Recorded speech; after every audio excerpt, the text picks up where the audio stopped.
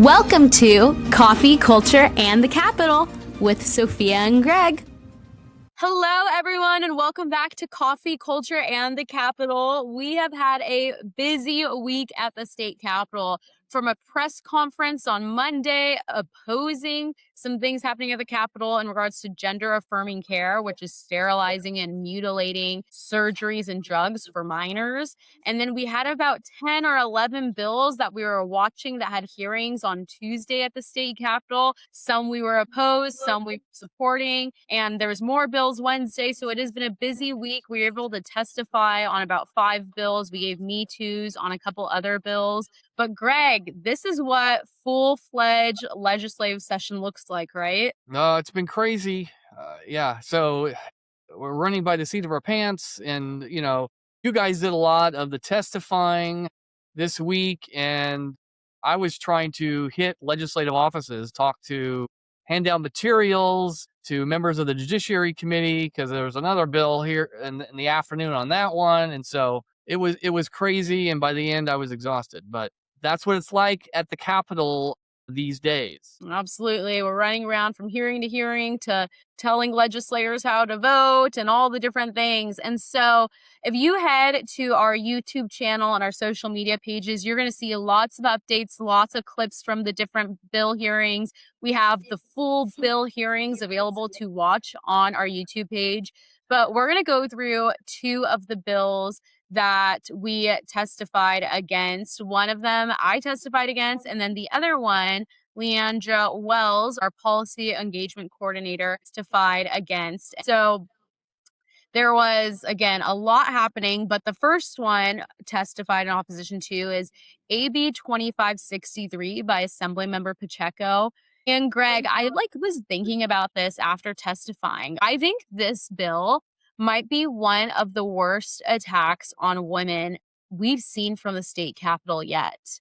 I mean, this bill, what it ultimately is doing is it is rewriting some of California's civil codes to make it so that in the definition of sex, gender identity, gender ideology, sexuality is included in it. Thus, it is sex discrimination if businesses and places don't want to allow males into female spaces. So I'm thinking like women's shelters, women's prisons. It will be, if AB 2563 gets signed into law, it would actually be sex discrimination to say a male rapist cannot be in a female prison.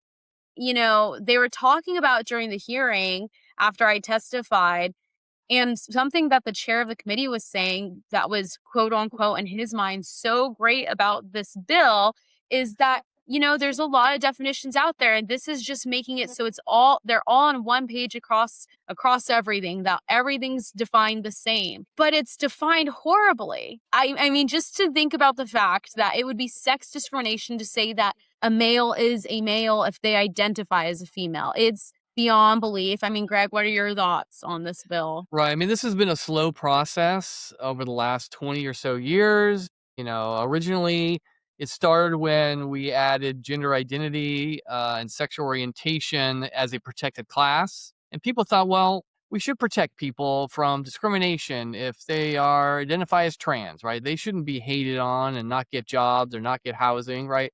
So there were certain instances, that's right.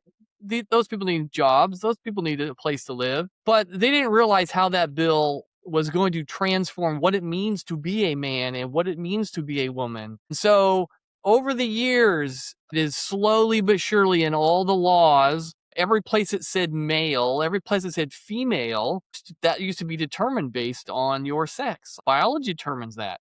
But now the gender identity, which is only the person who knows your gender identity is the person themselves. So that means anyone can claim to be whatever sex they want to be. And the government is obligated to protect that and make anyone else who disagrees shut up and not complain, right? And so it's been a slow process, but now this bill's like, we're going to now complete it. We're going to all the remaining references to male and female that are left in law, we are going to eliminate. And now it's all gender identity. And of course, when you do that, it's not just male and female, it's unlimited number of genders And that means, to not discriminate means you can't object to someone's claim they are whatever gender they claim. So if you don't affirm, if you don't use their preferred pronouns, this is all about, it ends up being compelled speech, ends up being persecuting those who have a Christian worldview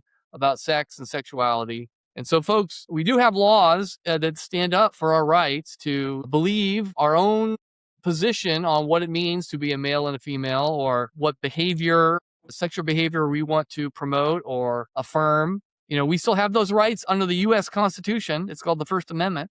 But those are going to come in conflict with these laws, and it's going to take a lot of Christian gumption to not just cave to the culture. And so we are encouraging you not to cave, and we are not caving up here. And so it was in the midst of the legislators doing this, Sophia brought some testimony that, was it blunt? Yeah, it was kind of blunt. You judge for yourself, right? Yes, let's check that out. When woman has no clear legal meaning, women have no clear legal protections. Why are we so willing to trade away clarity, safety, and fairness for an ideology that cannot even define what a woman is? Good afternoon, Chair and members. I'm Sophia Lorey, and I'm here with California Family Council in opposition to AB 2563. AB 2563 is a sweeping rewrite. It redefines sex discrimination across virtually every California civil rights statute at once. This bill expands sex to include gender identity, gender expression, sexual orientation, and what it calls, quote, degree of conformity to sex or gender stereotypes, end quote. That phrase has real consequences. It means that treating a male as male could be considered unlawful discrimination if that individual identifies otherwise. This bill turns standing for biological reality into a legal liability.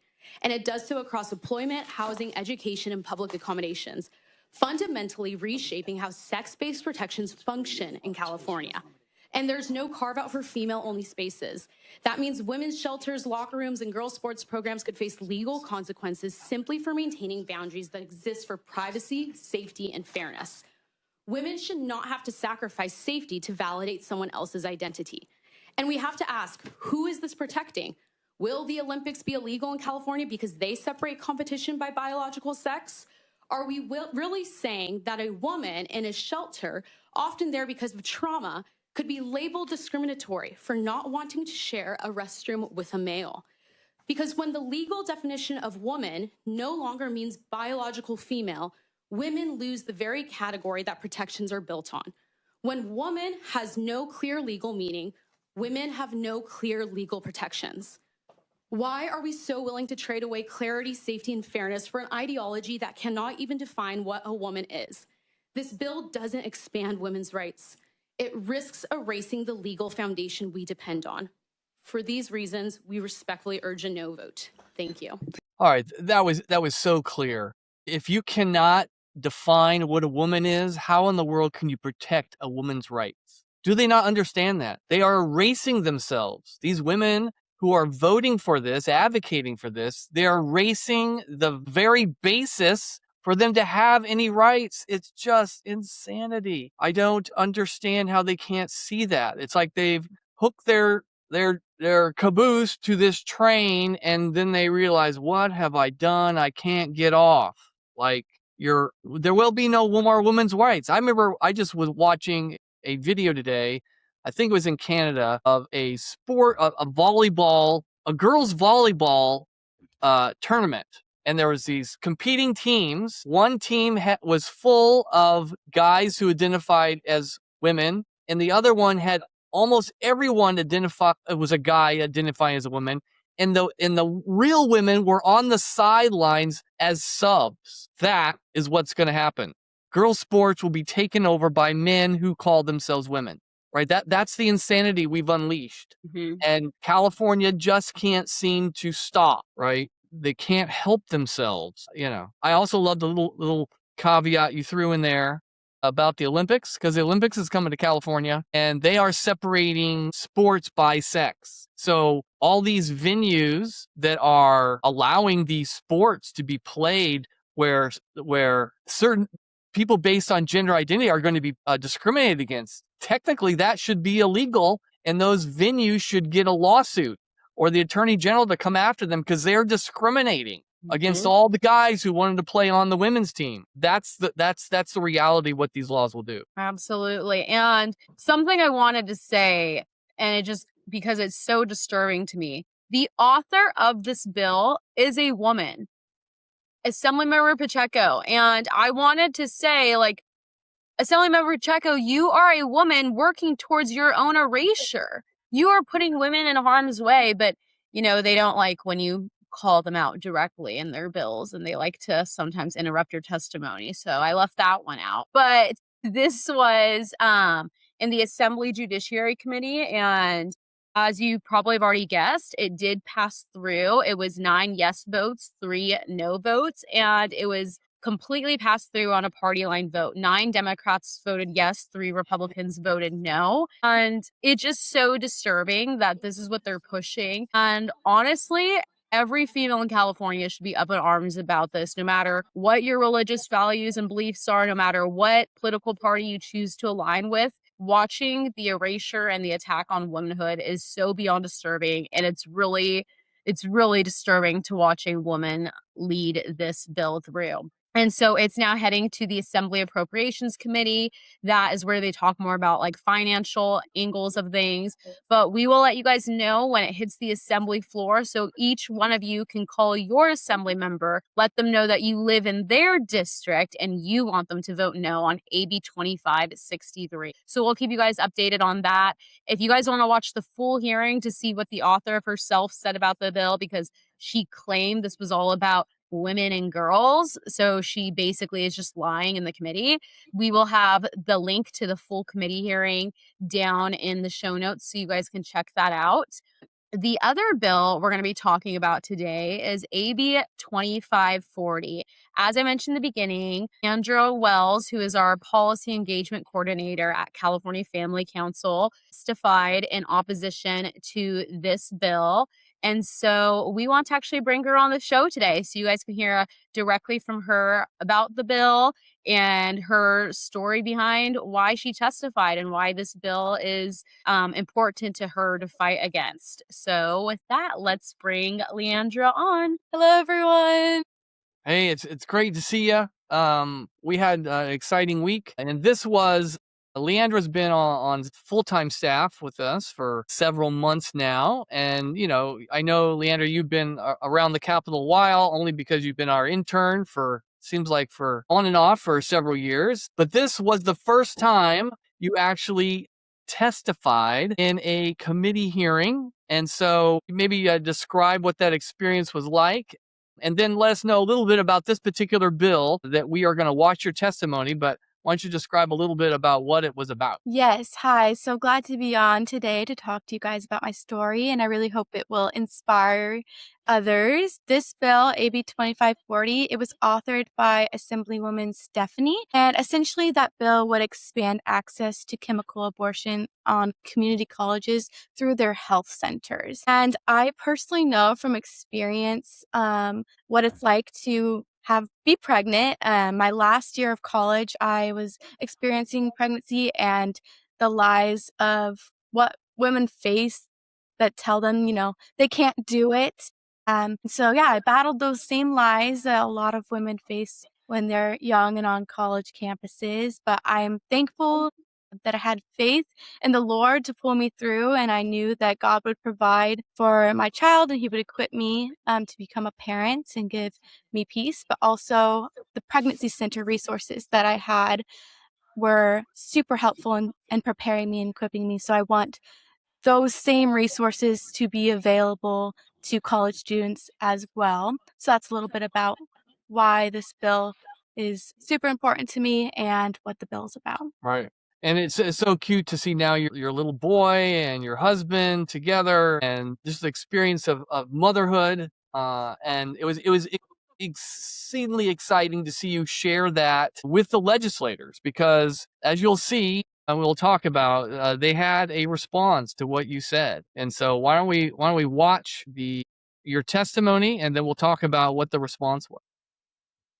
Chair and members, my name is Leandra Wells with the California Family Council. I'm here today in opposition to AB 2540, which promotes and expands access to abortion drugs on community college campuses. I know what it feels like to face a pregnancy you were not prepared for. At 21, I was newly married in my last year of college and planning to intern in Washington, D.C. Then I discovered I was pregnant. I felt fear, uncertainty, and that my life as I knew was over. Yet with the support of my family, friends, and a local pregnancy center who gave me free care, I was able to finish my degree, embrace motherhood, and look, I have a good career. Many women who become pregnant in college feel overwhelmed just as I once did. What they truly need is support, not a one-size-fits-all solution like abortion presented as a quick fix with lasting consequences. Abortion drugs are not safe. Research from the Charlotte Lozer Institute highlights patterns of emergency room visits and underreported complications. Likewise, the Ethics and Public Policy Center has called for stronger safeguards and better data transparency on the abortion pill. College campuses are not hospitals, and many students' health centers are not equipped to handle serious complications such as hemorrhage or infections. Expanding and promoting these services without immediate access to emergency care puts students at risk. Students deserve real support, real choices. Resources like pregnancy centers, adoption services, and safe surrender sites should be accessible and widely known so women are empowered to choose life. I completed my degree just 3 weeks after my son was born. Solely promoting abortion tells women they cannot succeed if they become mothers. But we all know women are capable of far more than that. For these reasons, we respectfully urge a no vote on AB 2540. Thank you.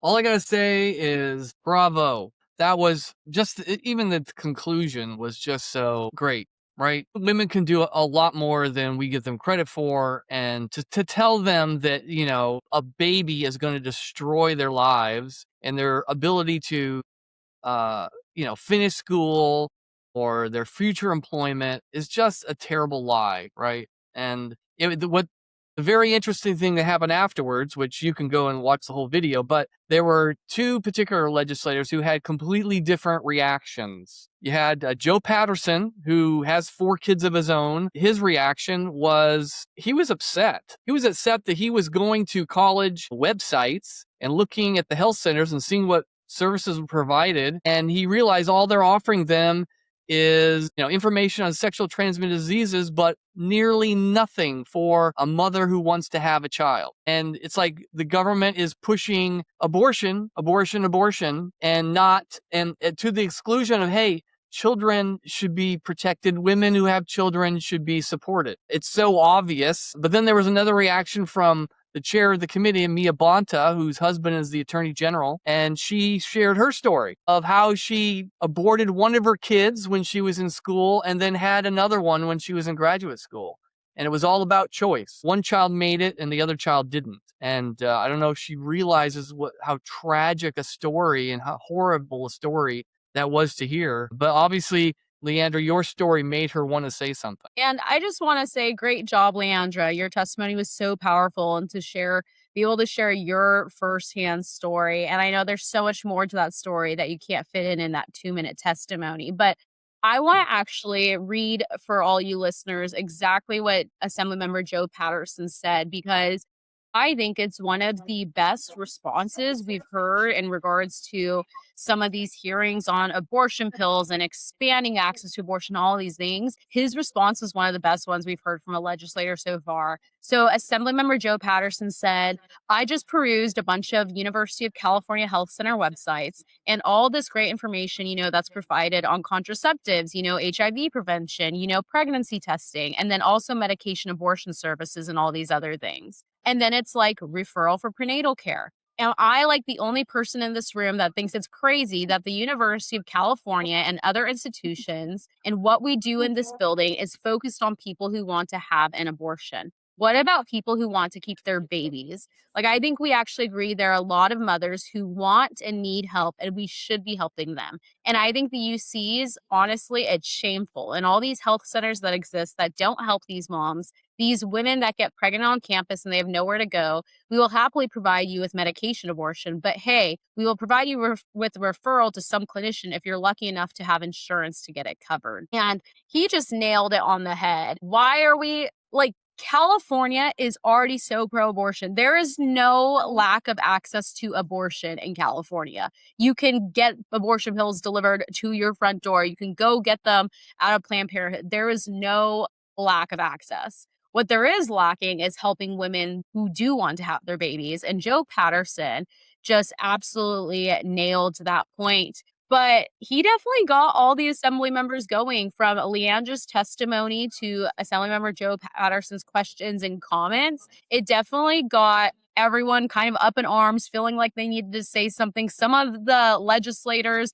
were kind of making comments that he's a man, so he shouldn't really have too much of a say on this, which is completely false. But Leandra, I want to chat with you about what Assemblymember Pilar Schiavo said. She made a comment in response to your testimony and Joe Patterson's comments that the number one reason women have abortion is because they can't afford a child. And even if we gave them all the support, it's still hard. Can you kind of share your experience on that? Yes. So my husband and I found out we were pregnant at the absolute worst time. He was running his own business and it collapsed. His business dissolved. So he was unemployed and I was a college student and I was also working for my college, which doesn't pay much. So yeah, her comment was really a direct attack on my story because we did not have the finances to have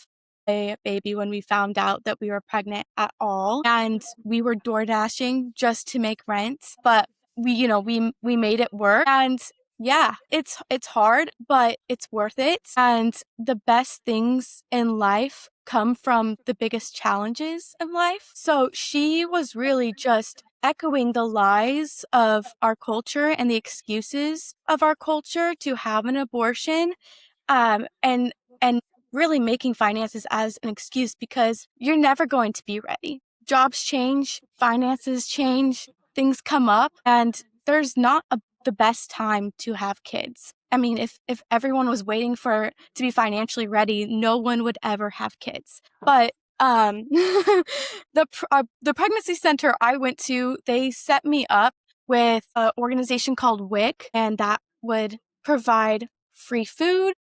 They gave me resources for doctors that were low cost and gave me blankets and a whole bunch of other resources that would set me up for success to have a child. They gave me books, and honestly, you take for granted like how important those simple things are. But for someone that is really overwhelmed, honestly, and in denial even sometimes that this is happening, just the encouragement, just the resources, they go a really, really long way. And for me, it just made me believe, okay, I can do this, and it made it a lot easier.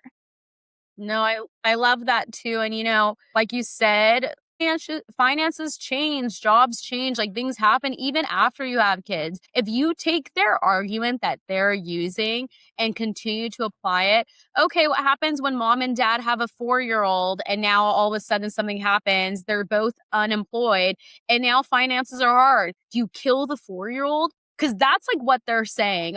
If you don't have the finances, if things are hard, you just kill the kid. So like if we ask them, okay, then do you do that to the 4-year-old or the 8-year-old or the 12-year-old when parents struggle because times change, things happen. And so like you said, you get through it, you use the help, use the resources. And something else that was said, Leandra, and honestly, you might have went into the hearing not knowing this. I don't know if we told you this before, but Assemblymember Mia Bonta, she has proudly celebrated and shouted to the rooftops about her abortion that she had with her current husband, Rob Bonta, the Attorney General.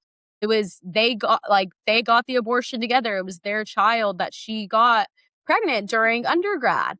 And she's shared that, and she's shared that she's where she is at today because of that abortion. And so she brought that up again in the committee hearing, and she shared her story that she was privileged to have the ability to get that abortion, even though later in law school, she's literally said on the hearing, later in law school, she gave birth to a beautiful baby girl.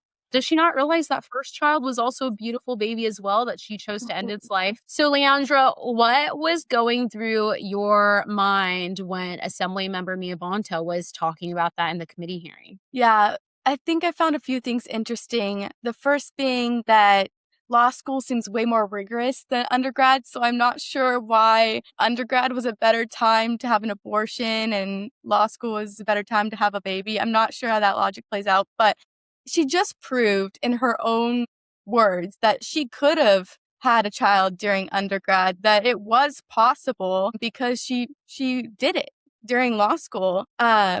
And so honestly, she just let fear win the first time. And when she was in the same position the second time, my guess would be that she wondered what her life would be if she kept her baby during undergrad school. And so, she decided to give it a try. And she claimed she had resources to do that at her college during law school. And so why wouldn't those resources be important for community colleges, for all colleges to support women more and better to be able to choose life? And so, yeah, I believe that she let fear win the first time. And that's really sad that she bought into those lies. So I hope that we can learn from her story. Absolutely. And I just want to recognize, I mean, the stats show 1 out of every 4 women have had an abortion. It's a high number of churchgoers that have had abortions as well. And so, for anyone listening, if that is their story, you can receive